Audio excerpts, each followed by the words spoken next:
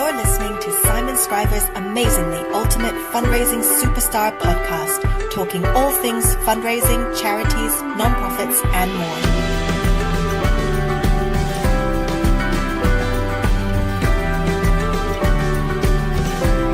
Here's your host, as always, Simon Scriver. I talk a lot on this podcast about managing your time and about balancing all the things in fundraising that we have to balance. How do you decide where to spend your time? Is it on Twitter? Is it on LinkedIn? Is it Facebook? Do you have to write blogs? Do you have to start a podcast like this? And the other day, a friend of mine made a comment on LinkedIn, which caught my eye. And to paraphrase what she said something like every asshole has a podcast these days. And as I'm one of those assholes, it caught my eye. So I asked her to come onto my podcast today. And today I have Ryann Miller with me. Hello, Ryann. Hi, Simon. How are you? Yeah, I'm pretty good. I'm not too bad at all.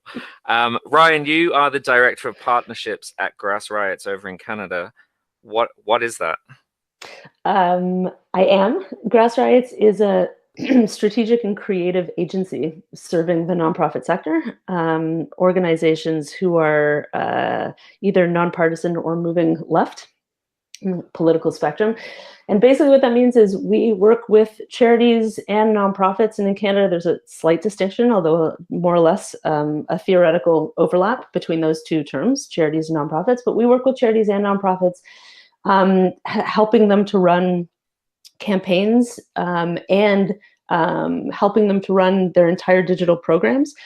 We have a digital first lens to the work, but that does not mean the work is only digital. It just means that our approach tends to be digital first, as opposed to a direct mail based agency that would have a direct mail lens. So we have a digital first lens to the work, and we do a lot of both campaigns, like monthly donor campaigns or acquisition campaigns or year-end fundraising campaigns, for example. And then we also have a number of clients where we do kind of all of the digital things that touch the organization in a 12-month period, for example. And you yourself, you're a bit of a digital guru. I mean, I know you from your Care 2 days, and you're very vocal about campaigning and about using digital platforms to not just in fundraising, but in all areas of marketing and campaigning and creating these movements that we have with our followers. This is something you're passionate about? It absolutely is something I'm passionate about. I think I only have one speed, and that's and that's passionate. Okay. So I don't really know how to be in my career lacking passion. And yes, I definitely do care about this stuff. Two of my kind of favorite topics are kind of the role and value and importance of digital. And that doesn't mean that digital should supplant other things, but just kind of trying to help make it fit with all the other things that organizations are doing. That's one area that I like to talk about and explore. And the other one is also kind of the importance of advocacy, basically, and how advocacy fits with fundraising, and how, those of us who've done more of this work should be kind of like helping to show and teach other folks who have less experience that they work together, and they work really amicably together, and they're not oppositional in any way, which tends to be the philosophy that a lot of other folks, and sometimes older folks or folks who've been at this for a long time, the philosophy that they have, which is that like the two lists are different and they have different goals. And I just firmly kind of don't believe that. I think that fundraising and advocacy are friends.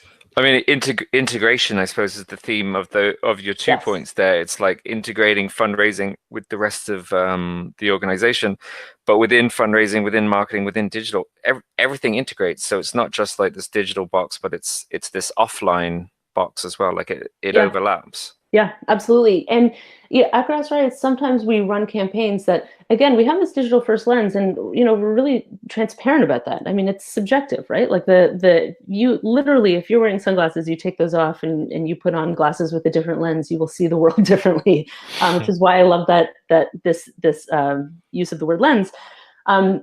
We have created campaigns that were designed to be digital first, and then the creative gets taken and used in a radio ad or a billboard, something like that.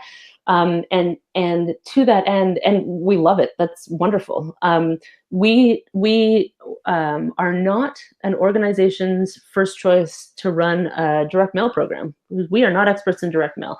So one of the things that I like about a digital first agency, such as Grass Riots, and I imagine most of them are like this, is that we know what we're experts in, and we also know what we're not experts in. So if somebody were to say, we have this direct mail program, what do you know about direct mail? We'd be the first ones to say, we can recommend some other people who are experts, but they're not us. But we do want to work, we do love to kind of play nicely together in the sandbox. And to your point about integration, I think we're at a stage in 2019 where if you don't talk about the integration of channels and the integration of goals and objectives and the integration of teams and departments, really just kind of the silo busting stuff that speakers at conferences have loved to talk about for the last 10 years, you do so kind of at the peril of the future of the organization. We have to talk about integration. It's happening whether or not we like it. I think that because digital is if I can try and remember words that I used last week that I liked, digital is a kind of Trojan horse for breaking down silos internally. Whether or not you like it, whether or not it's conscious, because digital touches on really kind of all aspects of the organization. Obviously, IT, also programs, also marketing communications, and of course, fundraising. Digital ends up being, and certainly not to suggest that they all are done really well or done cohesively, but because digital pulls in pieces of all the teams and departments and kind of focus areas of a charity, it means that digital is a kind of mirror of the charity that can reflect back. So I've been spending a lot of time lately trying to work with charities on essentially a kind of more strategic level to figure out how to do digital better. It's a big, messy topic, without a doubt. And there's no one simple answer. And this is basically kind of a change management issue or an organizational development issue. And I don't have the professional expertise in either one of those things. But I have seen enough digital teams over my 13-year career to see kind of what thriving digital teams look like, and what good digital leadership of digital teams look like, in order to try and kind of give some of this advice back. But one of the things that I see is that digital is this kind of mirror reflected back, because it pulls in kind of priorities and pieces of all the teams. And back to your point, integration is like the lifeblood of all of that. You cannot do digital well without some kind of basic understanding and respect that things will get integrated, whether or not you like them. So doing digital well, I mean, obviously there's not one right way to do digital, because organizations are very different, and what people are trying to achieve is very different. But what is the constant, or what is consistent amongst organizations you work with that are doing it well? What's the common denominators? So can I just preface this by saying I love this topic so much. It will be hard for me to stop myself. I think. So do I have permission to interrupt you? Because yes, I don't want to be accused of interrupting. That's sweet of you to even ask. But yes, the answer is absolutely. I think some of the things, some of the characteristics of thriving digital teams are not in any way digital. There are things like talent, you've hired the right people, they're curious people, they are kind of low ego, high impact kind of people, right? Who are want to test things, want to learn things, who treat failure as an opportunity to get closer to success next time, right? So some of it is that's one example of how it's not digital at all, right? And frankly, my sense, if I were an ED, I would want those people in all of my departments, not just digital. But certainly with digital, because things are changing all the time and evolving all the time, and a couple years ago it was all about Facebook, and now we're having more conversations about different platforms. You have to have a mindset that is not a kind of fixed mindset. You and I both have kids, and this is popular. This is kind of like the theme of the moment of growth mindset versus fixed mindset. and it certainly is applicable to adults as well as children. But this idea of having a growth mindset as opposed to a fixed mindset, that's really critical. Another thing is a person or people in a team, if you're more than just one person, who are really actually in real life wanting to work with other departments and teams. So if you are a person who really kind of wants to defend your territory and just do the thing the way you know, like how it should be done, you're not really going to thrive in a digital team, because of what I was just talking about. Digital, when digital is done really well, it's because there's a person on the digital team who has a really great relationship with the programs people. Maybe the programs people are a bunch of scientists and they're not used to having conversations with lay people. But that digital person can distill the fantastic ideas from these scientists, for example, and turn them into really compelling blog posts or social media posts, that sort of thing, or emails. Or content for the website. You have to be able to work well and translate some of these other kind of priorities and goals back into digital. Do people have like a suspicion of digital? I'm reflecting on myself here because digital people, you know, can be quite annoying sometimes in their whole personality. No, but just in the way they approach that, you know, with all credit to them, they're ahead of us, or they're ahead of, you know, the naysayers and things like that. But sometimes they're too far ahead. Oh, totally. Like, why are we talking about like Bitcoin for charities, for example, right? Oh Like, my God. Have you been reading my rants? Because I have so many rants about Bitcoin. No, I haven't. But there's a reason why we enjoy each other's company. I definitely think that. So first of all, digital people tend to be younger, and younger people. I see this all the time. There's like this, you know, large cohort of people in their kind of mid to late 20s to early 30s who kind of walk into an organization. It might be their first job or their second job, and there's a lot of, I know what I'm doing, I know digital, I'm a digital native, who don't have a kind of innate understanding or respect for how organizations run and were running effectively before they came along. And that puts people off without a doubt. And I completely understand that. And that is not, effective digital teams don't have those people. They might have the 27-year-old, but either those kind of personality kinks have been worked out, or that person came with a different kind of mindset, not critical of stuff. But honestly, if a young person walks into an organization and starts criticizing, like, oh my God, we don't use, I don't know, like, you know, how is it that we don't use Gmail for email? How are we still using Outlook? Then, like, it's not a valuable conversation, right? It might be that Outlook is, or whatever, is not the particular battle that's like worth fighting. And so I that's one little example. I mean, I just threw out the Bitcoin example because that's sort of my favorite. Like, why are we talking about this right now? Yeah. Email programs are like a tanking and a disaster. Email programs are like the stalwart of most digital programs, or should be if they're done well. And we're kind of like wasting airspace on things like Bitcoin. That is not to suggest that Bitcoin does not or won't work well for certain organizations, but the kind of organization who could take an idea like Bitcoin and make it work for them is the kind of organization who is either like putting all their eggs in that basket and ignoring the other stuff like website, email, social, blah, blah, blah, or the kind of organization who's large enough and strategic enough to be able to kind of fit it in strategically to say, okay, we've got this Bitcoin related fundraising project, and then we're also doing these other things, and this is how it fits together. And that is the minority. That's the exception to the rule. Most charities have really, really small digital teams and programs. Most charities are raising very little money online. And this is not because the money isn't there to be raised. It's because partly demographics. We're still waiting for the digital generation of people to get old enough.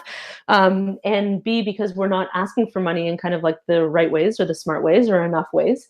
And so there's so much potential for digital to happen, to be done kind of better and smarter and more foundationally, that I inevitably do a little bit of an inner eye roll when I hear the sort of bright, shiny object conversation happen. Yeah. like Bitcoin. Yeah. I want to come back to your point about there being money online in a minute, but tell me this. So when organizations, and it's usually the bigger organizations or the organizations who are further ahead, they talk about their success with Bitcoin, or someone's always got a success with Bitcoin or blockchain or Snapchat. There's a success story of each of these things. How did the rest of us, how did the 99% of us who are not those leading organizations, how do we weed out what's bullshit and what we need to adopt? Is there anything that we need to jump on really that quick, or do we have the luxury with digital to sit back and, I suppose, wait and see? I think it's both. I think there's a number for most charities, especially who are medium-sized to small charities, where the digital team is somewhere between kind of like 1 to 3 people who are the full-time equivalents of doing stuff digitally. I think the bright, shiny objects should be a sit back, like wait and see situation. I also think there are certain things where it should not be a sit back and wait, like a determination. And there are certain things that are fundamental or foundational. I mentioned it before, but now's kind of the time to say it again. Email. Email is one of those things that is just because the social universe exists does not mean that email is no longer important. It just always is important. Just like a direct mail list will always be important. Always be important. So long as mail exists, direct mail for fundraising will always be important. The value, the importance, the dynamics of it change, right? Like in the 70s and 80s, direct mail was very much a quantity game. And it is slowly shifting to a quality situation or game or dynamic, right? Where the lists are getting smaller, or your list is still big, but you're mailing fewer people, and the kind of asks you're doing and the way the direct mail pieces look, you're spending more money, and you're getting higher results. I'm all for that. That's smart and strategic direct mail fundraising. And similarly, email in a shorter period of time, certainly, but similarly, the evolution of email is changing, it used to be much more of a quantity game, and it is turning slowly into more of a quality game, but it still absolutely is foundational. The other thing I think is, and this might sound like a kind of weird thing to say, but I think it's actually very, very important. Basically, Google Analytics and like web-based tracking. So even if you are one person who is the digital team. What I know is that if you're that one person, you probably don't have time to do all the things that you're supposed to do, and you certainly don't have time to do all the things that you want to do when it comes to social media, right? You probably had dreams when you first got hired of posting on Facebook and Instagram or wherever, and Twitter, multiple times a week, and those dreams go out the window pretty soon after, because you're dealing with the 1,000 other things. But one of the things that's kind of foundational is installing proper tracking so that you can see where people are coming, essentially who is coming to your website, what are they doing once they come to your website, aka are they converting, how are they converting, what pages are they going to, can you convert them from those pages to become a donor, to sign up for your email list, etc. With these using basically conversion funnels or ladders of engagement, whatever term or analogy you prefer. When you do this, basically kind of Google Analytics and tracking, there's some upfront work, and then there's a huge kind of like long tail of value that happens after that. And you can then, with that in mind, when you see people are coming in, like it's quite possible that everyone's coming in to your website from Facebook and nobody's coming in from Twitter.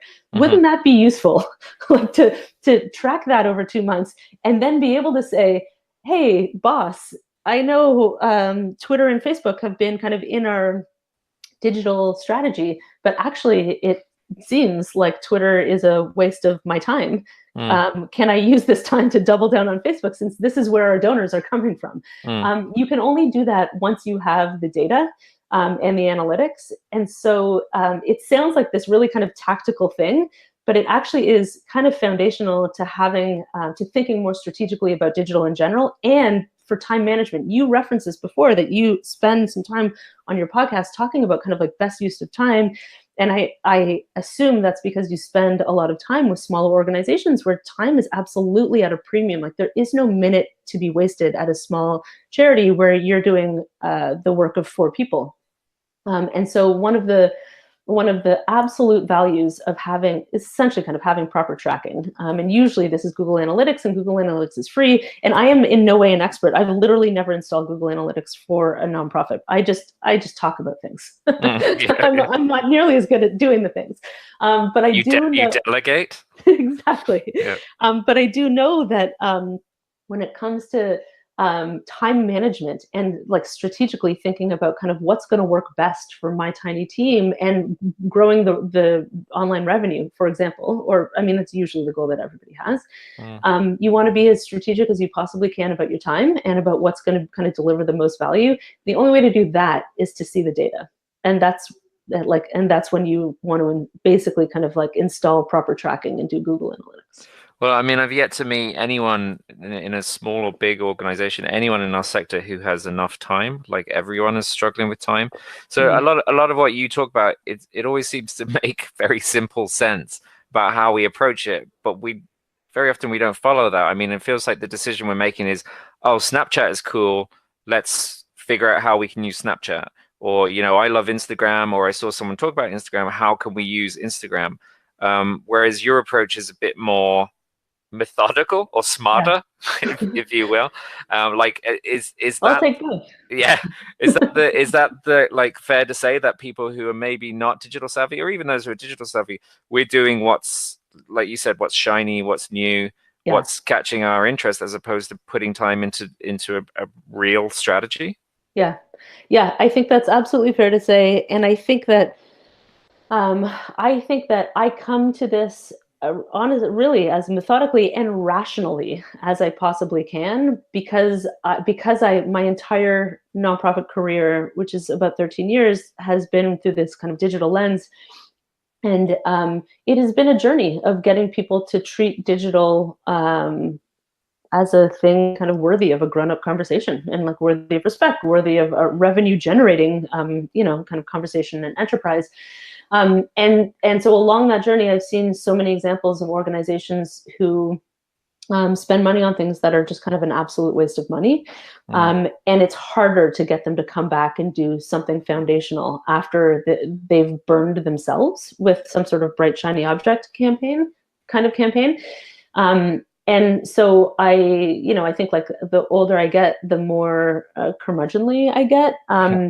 And the more I kind of double down on this idea of like, certainly go to the conference and like listen to the interesting story about how the large charity transformed something about their fundraising program using blockchain. I'm all for that, right? Like, especially like the UN organizations who have like real need, like real value propositions for some of this like kind of like super innovative, groundbreaking technology. I'm all for that. But does that help the kind of provincial autism association? Probably not, right? They just need to focus on the things that are foundational to them. I think that the bright shiny object stuff is easier because it's superficial. But we all kind of know that the superficial stuff only feels good, right? It's like junk food, right? It tastes delicious for the first 2 minutes, and then it has no nutritional value and might give you a stomachache. Like it is not foundational. It is not the way to base a diet. And my frustration comes from the fact that digital budgets tend to be so small to begin with, and for reasons that I understand. But because the budget is so small to begin with, and there tend to be no or very few kind of internal proponents or evangelists to kind of like explain and like point out the value of digital internally at an organization. Because of that, digital is already working with a couple strikes against it. And then when you add in something like a campaign around, something kind of like new and bright and shiny that might disappear in a year or two, it feels like it's kind of one step forward, two steps back. And so I think one of the things that I have a lot of friends who do direct mail fundraising and come from direct mail fundraising backgrounds and run direct mail focused agencies. Wait, are you allowed to hang out with people who do direct mail? Yes, absolutely. Yeah? Okay. Absolutely. Fair enough. No, I love them because that's like certainly in North America, and I think maybe less, but I think still somewhat for Europe. That's the foundation of charity fundraising. Is like, right, it like started off.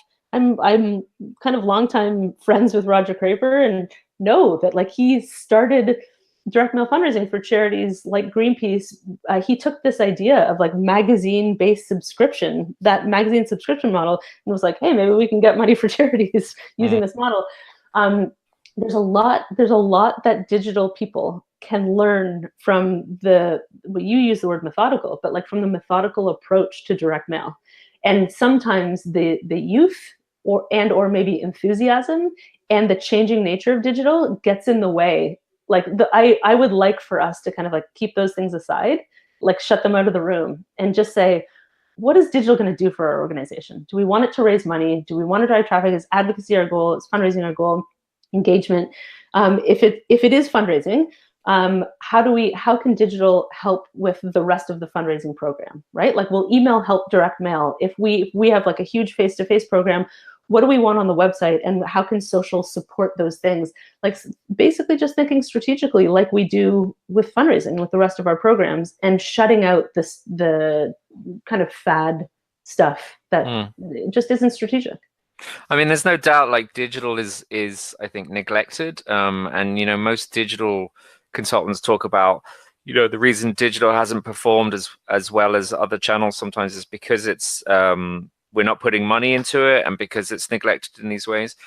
But do we have this like chicken and egg thing where, you know, it's hard to justify putting money into digital because the results aren't there, but the results aren't there because we aren't putting money into it? What is the future of this? How do we break this cycle? Yes, I agree with you.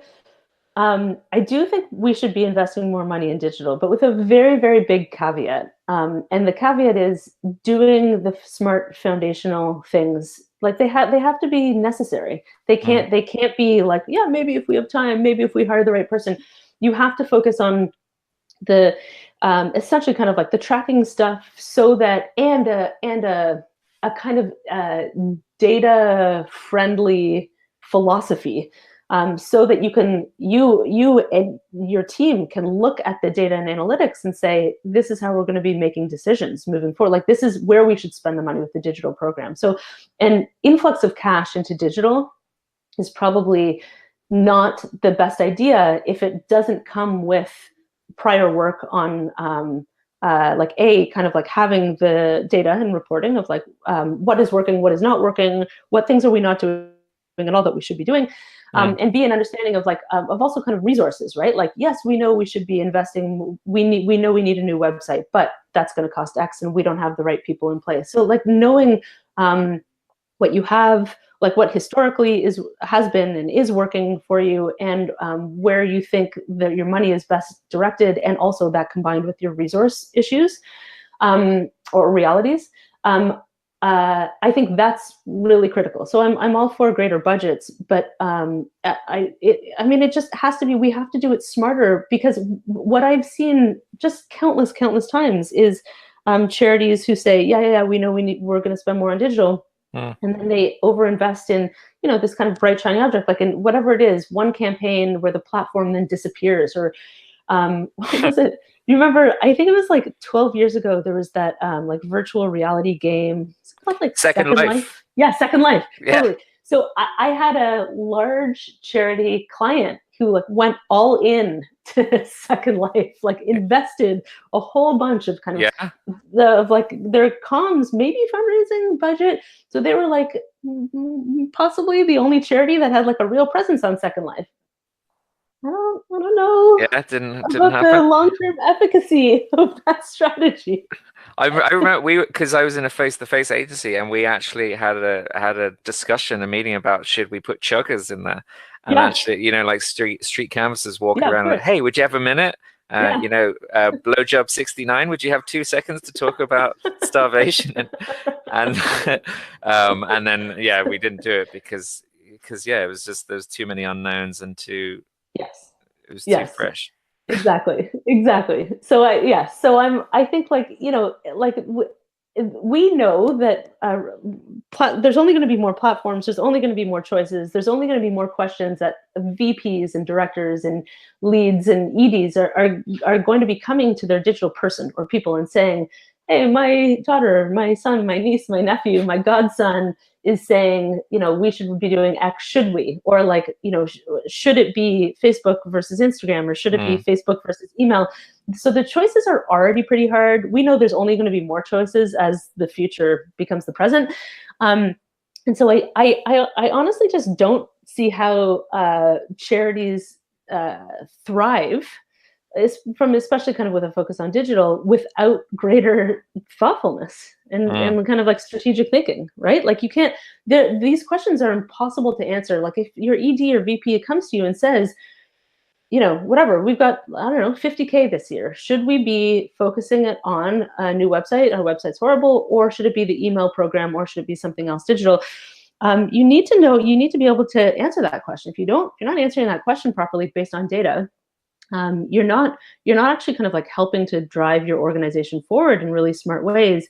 And the ideal is that everything you do is in some way foundational, right? So whether it's the website or email or a social media campaign or something, everything you do, you're going to be learning something new. You're going to be trying something new, learning something new, sharing that with the greater team, including like corporate and major giving person, right? Because sometimes those people happen to be great at digital or social. Like you don't know, right? And especially in a small team where everybody wears a lot of hats, I think that's even more critical to not just try and be testing things with every campaign, but also be sharing things internally in a kind of spirit of transparency and also mutual, I don't know, like collegiality and learning. So you always want to be kind of like learning and trying things. But I also think that you need to run every campaign with doing something that builds on the foundation, right? That even if it's a social campaign, you maybe that's the time or opportunity that you do a bunch of this Google Analytics, kind of UTM like tagging or whatever it is. You use that opportunity because with the social stuff, you really want to be tracking what people are coming from where, like from what sites back to your website or back to your landing page. And so having that tracking in place is foundational. So even once that campaign has a start date and an end date, and maybe you never run that campaign again, but you have the tracking in place for everything else. So I think that like one of the ways around this like chicken and egg scenario and this kind of like, but we don't have time is to plan for your projects or campaigns to always have something new to test and always have something really foundational. You're talking about reserving budget to test the new stuff, the third life or whatever comes along next. You're talking about that we do take risks on a smaller scale, but clear strategy with it and clear measurement of whether it works or not. So whether we build on it or not.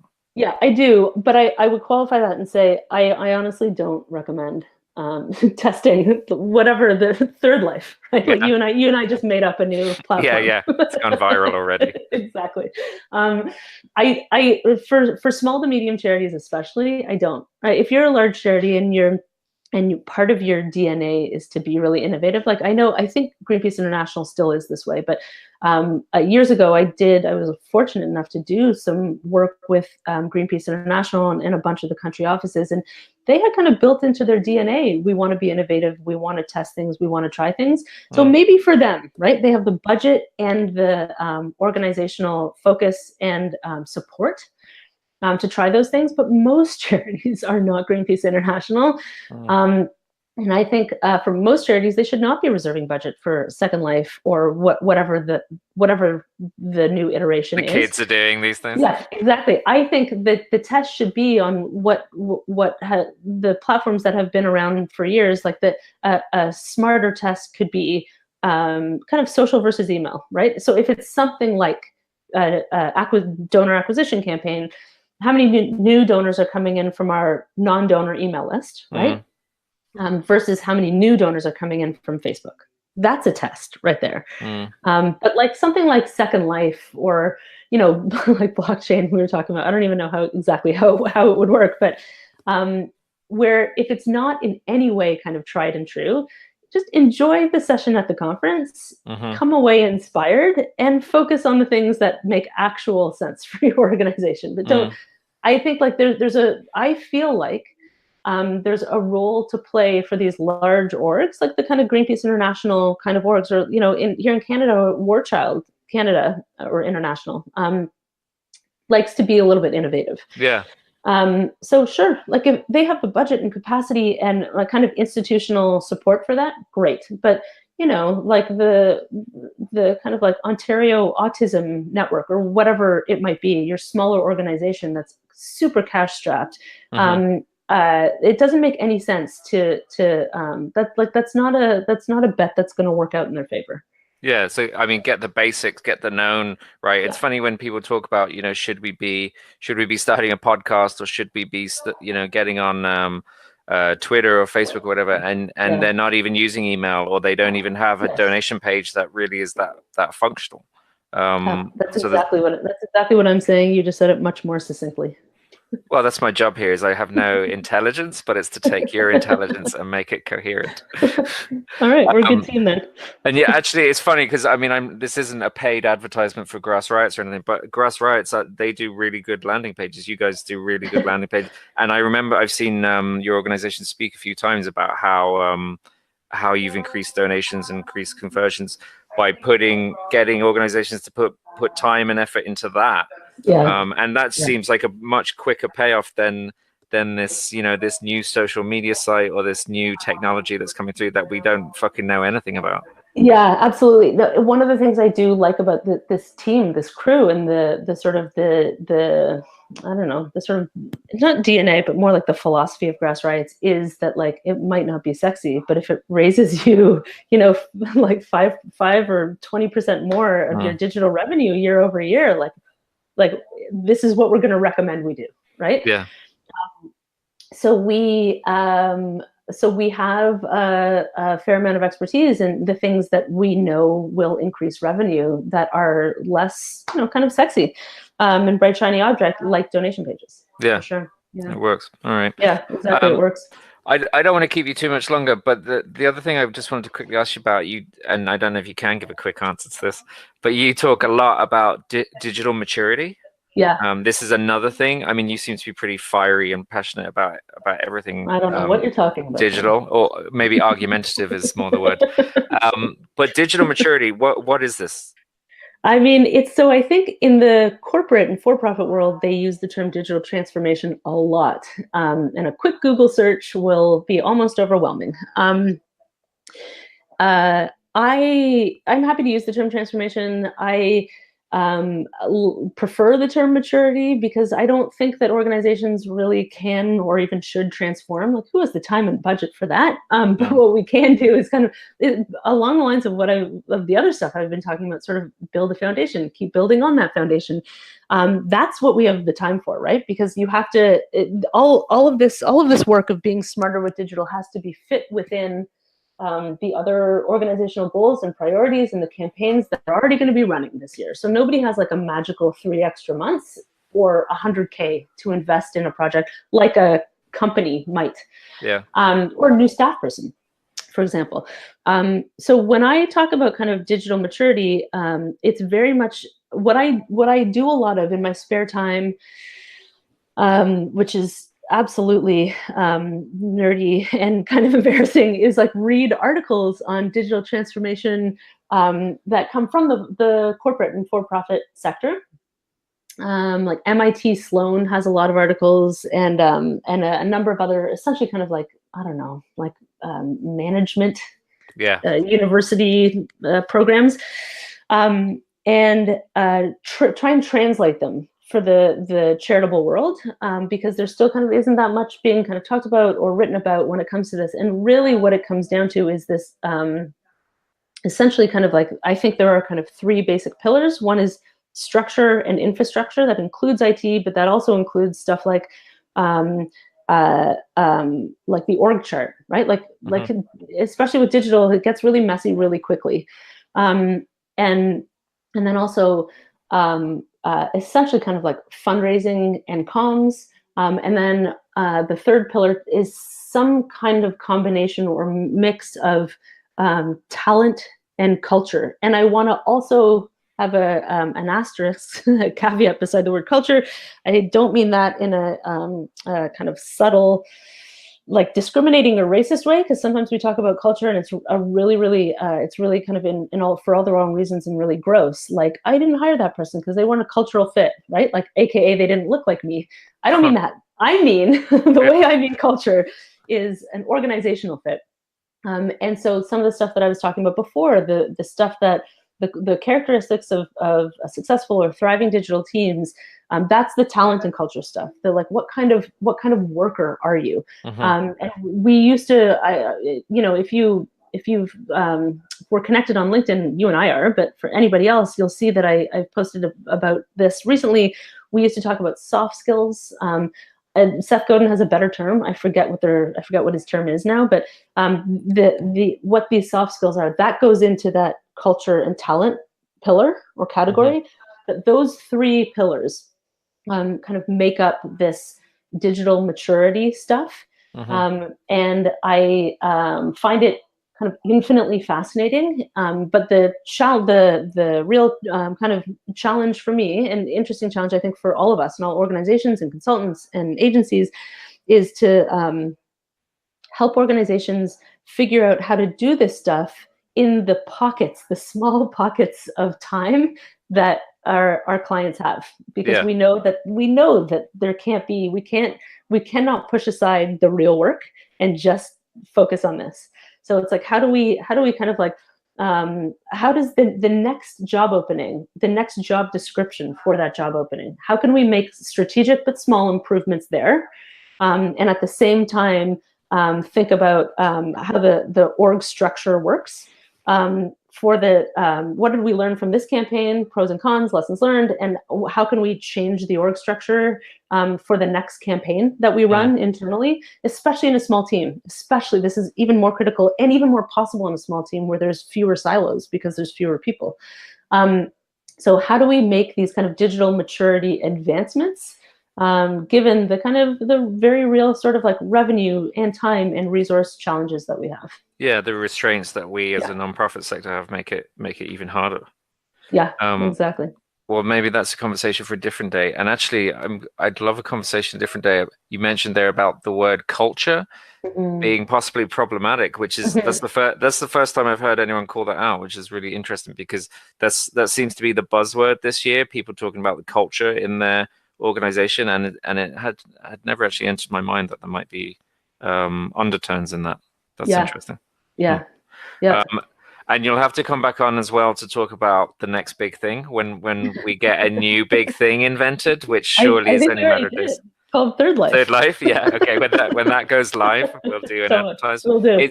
Is there anything? I mean, what are the kids using these days? I think you're a bit younger than me. What's hip? What's hip these days? Last I heard, it was like Snapchat. I know. I legit don't know. I can tell you that our legit sounds pretty cool. Is that fair? Can you send me an invite for that? I can tell you that our strategy and marketing team, they definitely are younger, and so they in their personal lives don't use Facebook. And this is one of the interesting things for me is I'm 41, and my social world is mostly Facebook and LinkedIn, but mostly Facebook. And this is also concurrent with where donors are, right? Like the donors tend to be older. They tend not to be 19 to 29. And so donors, certainly in North America, I would imagine it's more or less the same demographics for Europe, tend to be on Facebook. So that's also part of the conversation is like, well, what are you using the social channels for? If it's fundraising, go where the old people are. Yeah. You know, but if it's like advocacy or engagement or popularity or you're trying to get celebrity attention, probably not Facebook. Probably go where the kids are, which I believe is Instagram. That's funny that's a really good point. The up and coming stuff or the new fancy stuff, the money isn't there yet. It's when Yeah. it gets lame and boring that people like you and I start using it, and But there's money. this is like an example of why I am still learning from direct mail practitioners and experts, right? Because direct mail people will tell you, you all know this better than me, that like, well, if that's where the money is, then that's where we're going to keep investing the money. Yeah, right? yeah, Because those people are a certain demographic. And I think Facebook might be kind of like the kind of digital next version of that, because that's where the older people are. That's where people like from 40 to I think like 70-ish hang out is Facebook. They hang out. That's cool. Yeah. Okay, so Anyway. people who want to hear more of your rants and see more of what you're talking about, where do we find you online? The best place to find me is on LinkedIn. I like to attend conferences, and when they let me, I like to sometimes speak at conferences, but that doesn't happen all the time. So the best place to find me is on LinkedIn, and my handle. Your handle, you are Ryann Miller. Name? So you're Ryann Miller 1. Yeah, exactly. It's RYANNMILLER 1. Okay, so you're a double N, Ryann Miller 1. That's you on LinkedIn. That's right. Or just look for the loudest, rantiest Ryann Miller on LinkedIn. Exactly. Yeah, so that's the best place to find you, and absolutely, I would recommend anyone go and connect with you that's interested in this stuff, because you put up some good stuff. I like it. Thank you. You too. All right, well, that's it. I'm going to wrap it up. Thank you very much for agreeing to come on the podcast, and I hope you've enjoyed the experience, even though, everyone has a podcast now. This one is special. It has been my pleasure, sincerely, Simon. Thank you. Honestly, thank you for having me on. It's been fun. Good. Thank you. We'll talk to you again soon. Okay, Take care. sounds good. You've been listening to Simon Scriver's Amazingly Ultimate Fundraising Superstar podcast. Don't forget to subscribe and head over to changefundraising.com to learn more or get in touch with Simon. Or don't. Whatever. You're big enough to make your own decisions.